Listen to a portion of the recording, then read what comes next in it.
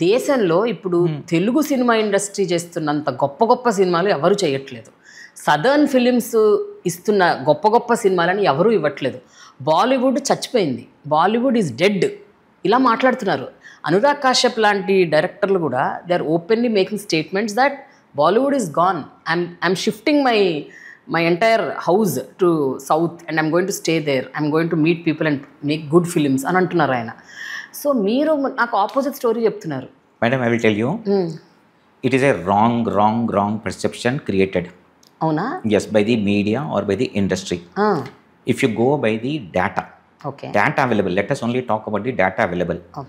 Bollywood is healthy, surviving, is running. Dead is Tollywood. I can say dead, buried. Dead ante kuda paraledu madam, buried endukante I will give you the data. In Bollywood, has any of the production houses closed? అసలు ఎన్ని production houses ఉన్నాయి sir Bollywood లో?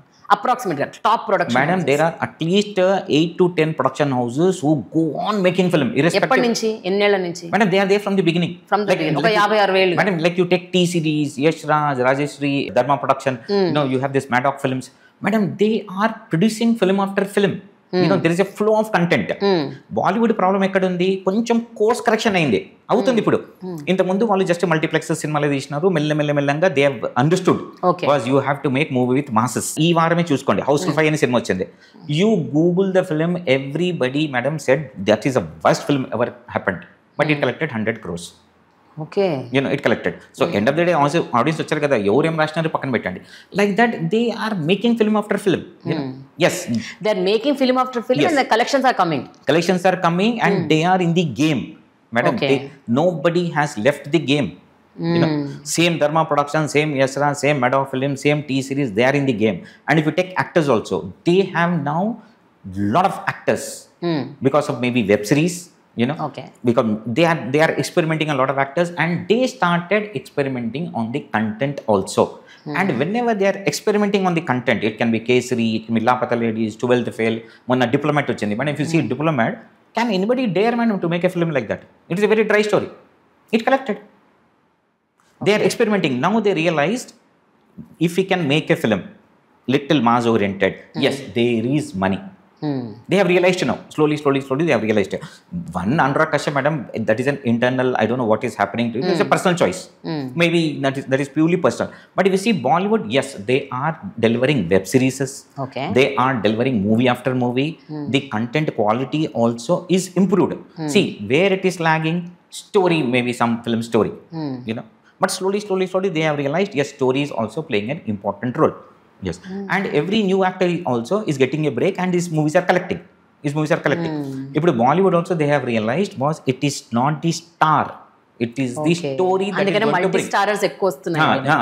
It is the story that is going to bring the audience, and they have realized. You see, madam, Bollywood will prosper day by day. Okay, now you comparatively you come to Telugu industry. How many production houses will be there? Who are making 3 movies, 4 movies. ఇప్పుడు మనకున్న cinema హాల్స్కి madam, ఇప్పుడు మనకు 1500 cinema halls ఉన్నాయి.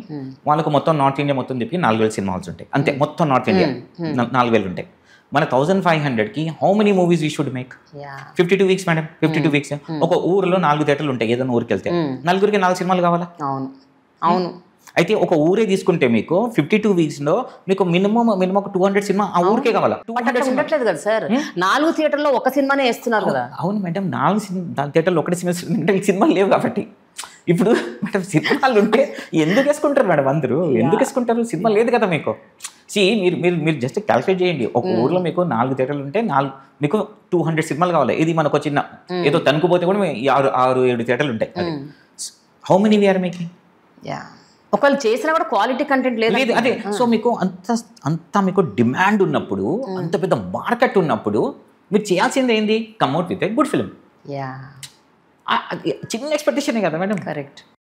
See, the audience expectation is very minimal.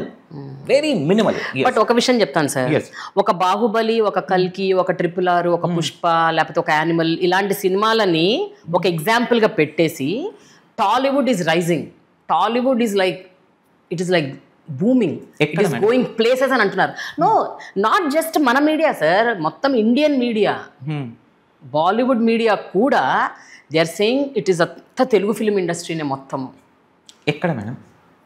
అదే అడుగుతున్నాను నేను, ఎక్కడ? Is it true అని. ఇంత No, madam. అంత ఉందా అంత చెప్పినంత? You take the so-called pan-Indian films.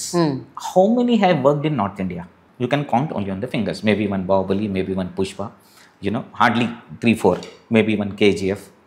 Yeah. How many worked? ఇప్పుడు అంతా మీకు తెలుగు రేంజ్ ఉంటే madam, you tell me when a film is not working in the local language, మీకు 90లోనే మీకు 80 ఫ్లాప్ ఉంటే ఎక్కడ పాన్ ఇండియా వచ్చింది మేడం ఇంకా?